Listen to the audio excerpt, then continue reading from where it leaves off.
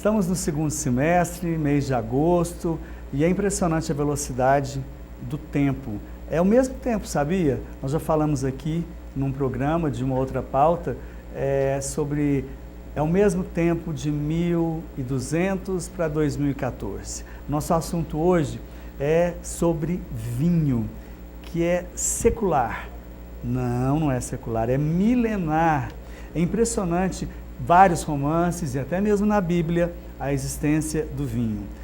Nós vamos falar sobre os benefícios, as maneiras das uvas, os formatos, os sabores, paladares, aromas, enfim, eu já estou até com água na boca. Eu trouxe duas feras para poderem comentar com você a respeito sobre os benefícios e também, quem sabe, os malefícios. Eu trouxe a sommelier Érica Mesquita, seja bem-vinda. Obrigada. Tudo bem, Érica? Tudo bem. E a nutricionista Luciana Nasser, seja bem-vinda. Obrigada. Vocês concordam comigo que é um assunto muito gostoso? Você é suspeita, Érica. Eu vivo isso todos os dias. Né? Mas não como profissional. Falar de bebida, né, e para nutricionista falar de comida também, né? É muito agradável. Com certeza. Né? Você vê todos os povos, eles falam de um vinho que tomou, né, numa reunião. Nossa, eu experimentei um vinho que é assim, assado, ou uma comida, alguma coisa assim, né? Isso não é de um povo determinado, é do mundo isso, né? Do mundo. Talvez para nós um pouco menos, né, Ognei? Que nós estamos criando essa cultura faz pouco tempo, né? Os brasileiros, eles não são acostumados a tomar vinho, né? Principalmente na nossa região, onde as pessoas ainda são muito dos botecos, de cerveja, de cachaça, mas isso vem mudando muito. Eu trabalho há 10 anos com vinhos. Eu vejo uma transformação nesses 10 anos, de pessoas que não conheciam e que estão buscando informações, pessoas que querem tomar vinho não só por conta de ser uma bebida alcoólica, mas de ser um alimento, de acompanhar uma refeição. Então as pessoas têm buscado tomar vinho por outros motivos, né? Luciana, a Érica bem colocou, né? O vinho é um alimento. Por muitas vezes, no começo do programa, eu disse, a nutricionista vai falar de comida, a nutricionista vai falar de bebida também, né? Com certeza. O vinho, ele pode ser considerado um alimento funcional mesmo, né? Porque ele traz benefícios para a saúde. E ele deve ser consumido durante as refeições, né? As principais refeições. Érica, você falou sobre que o assunto é globalizado, né? Mas as diferenças de hábitos é que vão mudar de povos para povos. E você falou que estamos aprendendo, sobretudo o Triângulo Mineiro. Sim. Qual o povo que mais consome vinho no mundo? Os franceses. Os franceses. E para falar a respeito disso e falar dessa ligação entre o vinho e o alimento, a gente pode lembrar do estudo que foi feito para relacionar tudo isso, né? Que foi o paradoxo francês, que foi no início da década de 90, onde eles fizeram uma pesquisa entre 18 países para entender o porquê os franceses, apesar de serem mais sedentários que os outros povos, fumarem mais que os outros povos e comerem muito mais gordura saturada, manteiga, queijos, patês, morriam muito menos de doenças cardiovasculares. Por que existia essa relação? E aí eles foram pesquisar, fizeram uma pesquisa que era basicamente ligada a essa coisa que é cultural, né? E aí descobriram que os franceses, eles tomam vinho assim como nós comemos arroz e feijão. Eles sentaram à mesa para fazer uma refeição, o copo de vinho está ali. Essa foi uma das descobertas. A outra é que os franceses, eles demoram 1 hora para poder se alimentar, para fazer uma refeição, para almoçar, porque eles comem pouco e fracionadamente, né? Mastigam bem, degustam. Aquilo ali é um prazer, né? Comer é um prazer. Essa foi uma das outras coisas que eles descobriram. E na época em que o estudo foi feito, eles fizeram para ver quanto era o consumo de vinho pelos franceses. 100 garrafas per capita ano. Nós, brasileiros, não tomamos uma garrafa por pessoa ano. ainda. Nossa, então, assim, mas se a gente é fizesse, gritante, é né? gritante. Então, assim, isso é cultural. E aí eles descobriram que a ingestão de vinho junto com o alimento, sempre junto com a refeição, é que te traz os benefícios. Então, o vinho ele tem que ser tratado sempre, não como um medicamento, mas como um alimento e um alimento funcional, assim como ela E falou. nem como aquela coisa de embebedar. Vou me entorpecer com vinho. Isso. Se entorpeça com outra bebida. Não, né? e não só por isso, né? Tava comentando com ela antes da gente entrar aqui, que o que acontece? Aqui a gente faz assim, a gente fica a semana inteira sem beber, daí chega no final de semana, a gente bebe tudo que a gente não bebeu na semana inteira. Então as pessoas falam assim, eu sento e tomo 2 garrafas de vinho. Você fala assim, como? Você toma quantas garrafas? Não, eu sento e tomo 2 garrafas de vinho no final de semana. Então a gente faz isso não só com alimentos, as pessoas não fazem atividade física e no final de semana vai jogar futebol. Eu vou querer saber de você especificamente sobre o consumo do vinho diário, mas Luciana, sobre essa fala da Érica em relação aos franceses, dos benefícios e tudo mais, dessa alimentação slow food, né? Como nutricionista, fale mais um pouco sobre isso, por favor. Olha, a questão do vinho. O vinho, assim, ele tem inúmeros benefícios, inúmeros.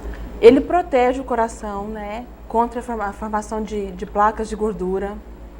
E são as duas, é o álcool e o suco, a uva. Então, os dois têm os seus benefícios separadamente. Então, eles se juntam na mesma bebida, que é o vinho alcoólico, né? Uhum. Bom saber disso, né? Eu vou chamar o primeiro break comercial e a gente tem muito mais para conversar sobre o vinho, na questão do uso, dos benefícios e ainda das harmonizações. E que o brasileiro, qual o povo do Brasil, de qual região mais consome? Será que ainda são os sulistas? Eu volto em instantes com você, até já.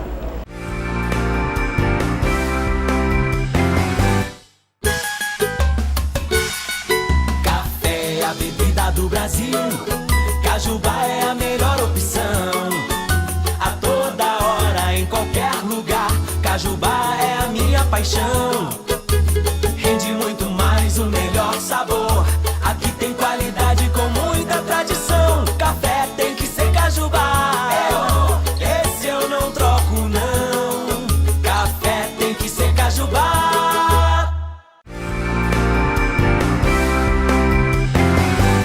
De volta com você no segundo bloco do programa de hoje, na companhia da Érica Mesquita, sommelier internacional, especialista em vinhos pela Wine Spirit Education Trust. E também Luciana Nasser, que é nutricionista. Estamos falando aqui da importância do vinho nas nossas vidas. Eu vou voltar um pouquinho nos tempos, né? E fora do ar, você falou, vamos tomar uma água pensando que é vinho, né? A gente poderia estar com uma garrafa de vinho aqui, né, Érica? Mas na Bíblia está lá Jesus transformando, né? Água em vinho, né, Luciana? É verdade. Vem dos primórdios mesmo. Nas bodas de Caná, né? Faltou vinho, Jesus foi lá e transformou água em vinho. Que passagem bonita, né, Érica? É para você ver que é uma coisa que é milenar mesmo, né? As referências a respeito de vinho, do pão, né? Que agora tem se transformado num vilão. Eu estava comentando também o tal sobre do glúten, isso. né? O glúten Nossa. se transformou num vilão. Mas eu lembro que o ovo se tornou vilão e agora ele é mocinho. Agora é mocinho, Não é do bem agora. Agora é do bem. E o ovo já foi bandido, Já foi né? bandido. Você vê como as coisas mudam. E o vinho, desde então, ele já era usado para tratar, né? Tratar doenças. Não, eu não falo só de doenças que são... a gente estava comentando sobre isso. Em alguns hospitais, eles estão usando nos Estados Unidos, na Espanha, né?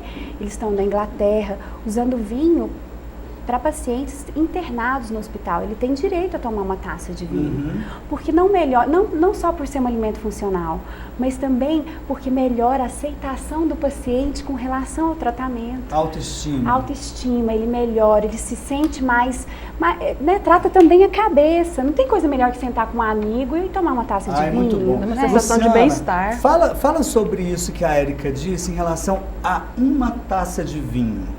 Quais os benefícios, o que tem nessa taça eu posso tomar uma taça de vinho por dia, não é isso? As pesquisas mostram que de 1 a 2, né? Não mais do que 2 taças de vinho ao dia. Uhum. O que tem nessa taça? Tem os polifenóis, Como né? você já disse. Um deles, o mais conhecido, é o resveratrol, né? O resveratrol, né? Então, assim, e tem também os flavonoides. Os flavonoides também estão presentes, por exemplo, no cacau, né? Chocolate amargo. Então tem a questão do prazer no paladar também, A questão né? do prazer, né? O vinho é uma bebida saborosa, né? Tem o prazer aliado ao benefício, né? Érica, falar de prazeres, de paladares, aí entramos naquela seara extensa das uvas, né? Sim, Cada uva é um paladar diferente, um destilado e por aí afora. sim. E não só isso, né? A gente tem que fazer uma diferenciação entre o que o brasileiro mais consome. Nós consumimos muito mais vinhos argentinos e chilenos do que os vinhos europeus. E por que isso? Porque o vinho chileno e o argentino, ele foi feito para bebericar. Ele tem mais corpo, ele tem mais cor, ele tem mais tanino, que é um vinho que você não necessariamente precisa comer para beber. Você pode sentar e tomar sem necessariamente comer. Os chilenos e os argentinos. Isso. Os uruguaios, né? Quando a gente fala dos vinhos do Novo Mundo, do Velho Mundo, italianos, franceses, portugueses, aí nós já estamos falando de vinhos que pedem comida. Então eles têm menos cor. Você pode um dia fazer essa comparação para você perceber. Ele tem menos cor, ele passa menos por barrica, então ele tem menos madeira. Ele também tem muito mais acidez. Por quê? Porque quando você toma uma taça de vinho italiano, francês, português, você fala assim, nossa, que vontade de comer. Na hora já te dá aquela vontade, né? Porque ele te pede isso, porque ele te faz salivar. A acidez te faz salivar e o tanino te seca a boca. Então existe essa diferença e existe isso com o brasileiro, porque o brasileiro ele prefere o vinho de bebericar, até porque ele não bebe nada durante a semana e no final de semana ele bebe tudo que ele não bebeu durante a semana. Érica, tanto é que num jantar de harmonização, e eu vou querer saber da Luciana em relação ao lado da nutricionista, a harmonização é feita com vinhos mais europeus do que sul-americanos? Isso vai depender do tipo de comida.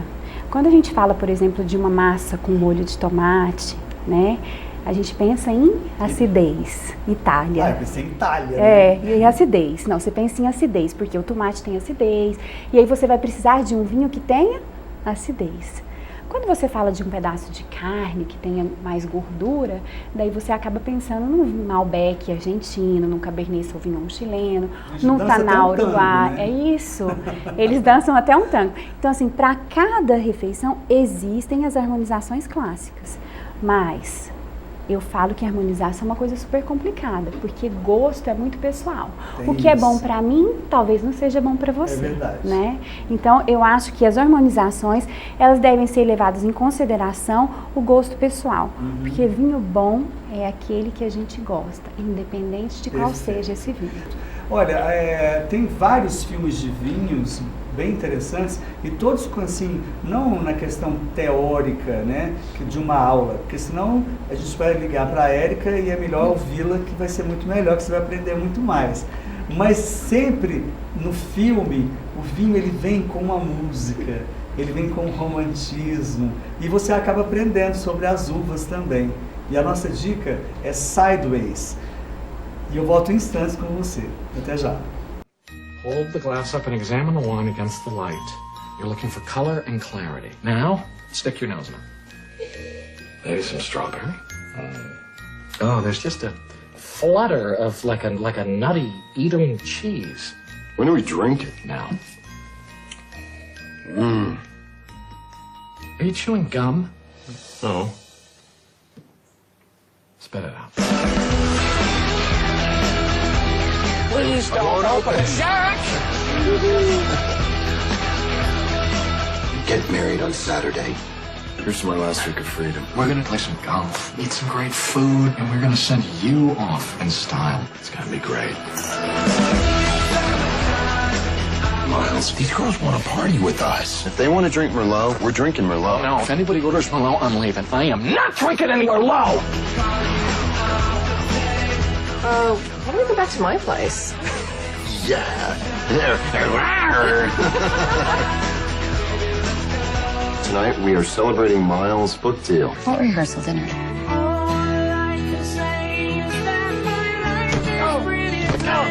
You're getting married on Saturday? Just now I could have told you some story, but I didn't. I told you the truth.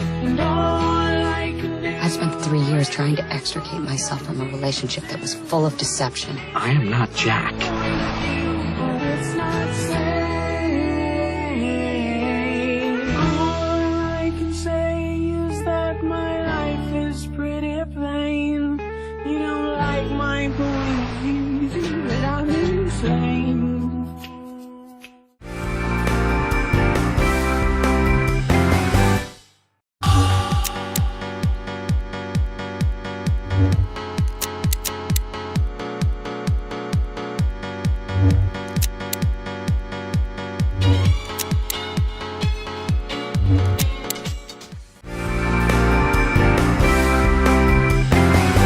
De volta com você, Essencial HB, aqui no canal 15 do Canal da Gente. O nosso site é canaldagente.com.br e o nosso e-mail aqui no rodapé do seu vídeo para você interagir conosco. Nesse último bloco, eu tenho duas informações para você. Toda semana eu trago um livro, né, de uma dica literária, e ultimamente eu tenho trazido coisas mais recentes. Mas eu vou trazer um antigo e que muitas vezes a juventude tem acesso, mas elas optam pelas novidades que são best-seller. Érico Veríssimo, Olhai os Lírios do Campo. É lindo esse livro, gente. Leiam mais os autores brasileiros e que já faleceram, mas deixaram relíquias na nossa vida. Para completar, o Café Cajubá. O Café Cajubá é delicioso, do grupo Icatril. Roda o VT e eu volto em instantes com mais vinho para você. Até já. Café é a bebida do Brasil. Cajubá é a melhor opção. A toda hora, em qualquer lugar. Cajubá é a minha paixão. Rende muito mais, o melhor sabor. Aqui tem qualidade com muita tradição. Café tem que ser Cajubá. Esse eu não troco não. Café tem que ser Cajubá. Bom, a Érica havia dito em relação aos exercícios físicos, né, Luciana, que a gente não faz nada de segunda a sábado. Aí domingo alguém chama para jogar futebol. Isso é muito comum. Você vai lá, joga futebol, chega estrupiado em casa, com né? Com certeza. Coitadinho das articulações, Não né? é? Coitado do coração também, que tem uma sobrecarga. E a pessoa não se prepara. Você não bebe segunda, terça, aí chega no sábado, Bebe você vai todas, pra casa e mais do seu algumas. amigo e toma 3, 4 garrafas de vinho. E aí, Luciano? Nossa, é difícil. Não tá No outro certo, dia, né? dor de cabeça. Não, porque assim, Dor de as cabeça. pessoas não se lembram de tomar água, né, gente? Porque cada taça de vinho pede um copo de água. Você tem que alternar. Porque senão você vai ficar desidratado no outro dia.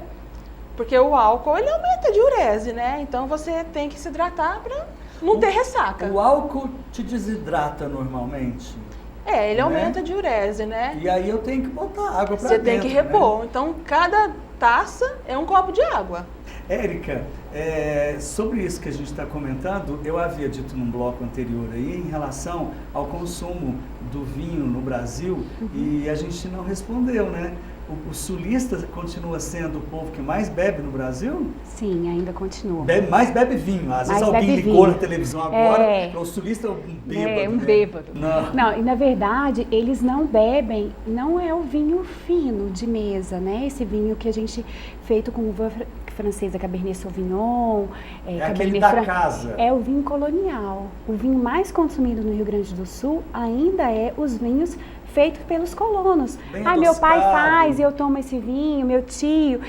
E aí é o vinho mais consumido, ainda é esse aquele vinho. mais adocicado. É aquele vinho de garrafão, Aham. aquele vinho ainda de 5 litros. Que te remete mais à uva, né, do que ao vinho. Não é Isso. mais um suco de uva, não é? É isso, Não é tem isso? uma quantidade maior. Existem esses vinhos secos, tá? Mas é aquele vinho que é elaborado no quintal de casa, feito pelo, né? Ah, eu plantei umas Aham. uvas, vou fazer um vinho esse ano. Então é esse vinho que ainda é o mais consumido. Érica, no dia que eu soube que o Nordeste, sobretudo o Ceará, Uhum. tá produzindo vinho, eu fiquei impressionado. Só que lá a diferença que existe é o seguinte: no Rio Grande do Sul, a planta ela precisa de uma dormência. Ela precisa de um tempo que a gente chama de sofrimento para ela adormecer, que é quando a gente faz o frio no Rio Grande do Sul, que fica um mês ali em temperaturas às vezes abaixo de 1 grau, né, em São Joaquim, né, ali no Vale dos Vinhedos mesmo. Lá no caso, o que eles fazem? Eles têm 2 produções por ano, cachos lindos. O que precisa para adormecer a planta? Eles tiram a irrigação. Tira a água, a planta sofre. Volta a colocar água, a planta começa a reviver. Interessante. Então eles tiram a água para a dormência da planta. E aí é nesse momento em que ela vai sofrer para conseguir armazenar mais nutrientes e tudo para os cachos serem saudáveis, sadios. Muito legal, né? isso, né? Isso é uma técnica do brasileiro? Do nordestino? Isso é uma técnica, eu não sei te dizer de quem, mas com Mas é certeza do deve Brasil. ser da Embrapa, de algum, Maravilha. né? Com certeza. Então, para eu gelar o vinho tinto, tem que ser uva Pinot Noir.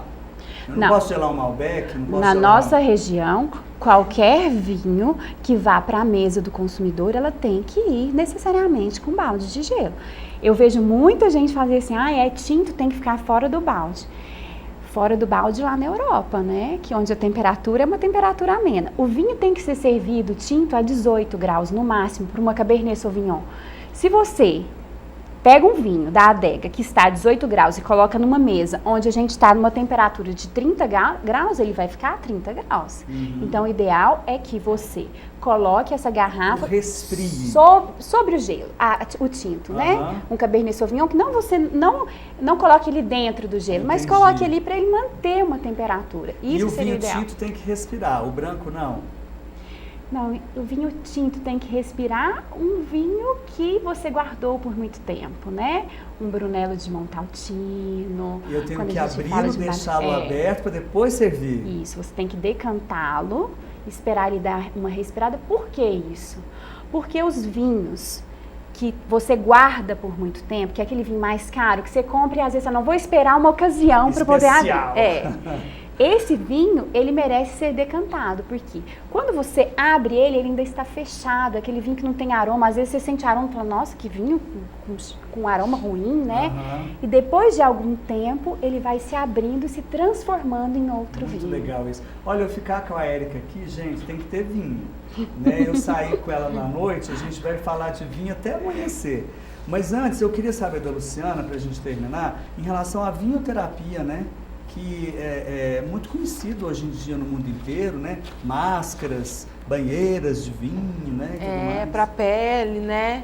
Cabelo. Cabelo, é verdade. tudo mais. É bom isso, Tem muitos né? espaços, com certeza, né? Se é bom para quando a gente toma, quer dizer que por fora também ele é bom para pele. É bom para dentro Tem, e pra fora, tem né? substâncias antioxidantes, né? Que ajudam a verdade. Agora, quem gosta de vinho branco, assim, gente, eu sou apaixonada pelo vinho tinto. Eu só não sou muito assim de tomar, mas além de ser, eu acho que além dele ser mais saboroso, o tinto, ele tem, assim, inúmeros, os benefícios estão com ele, né? Porque Mais do que o com branco. Sim. o resveratrol está nos vinhos tintos, né? A gente tem que falar... Eu não gosto pode... de tinto, gosto de branco, eu não gosto de rosé. Ah, mas deveria gostar. Porque existem Eu vários. gosto de espumante, gosto de champanhe. É que a gente tem um preconceito também pelos Aqueles rosés. vodka, whisky, tinta, água rasa, diesel. É o que ela falou com relação à quantidade, é porque o que acontece? Essas substâncias, os polifenóis, eles estão mais concentrados na casca e na semente das uvas, né? Então, o vinho tinto, ele fermenta necessariamente com a uva in natura, com casca e tudo, né? É verdade. Então, ele tem uma quantidade maior dessas substâncias. Não quer dizer que o vinho branco não tenha. Tem bem menos. Ele tem, mas em quantidade Entendi. menor.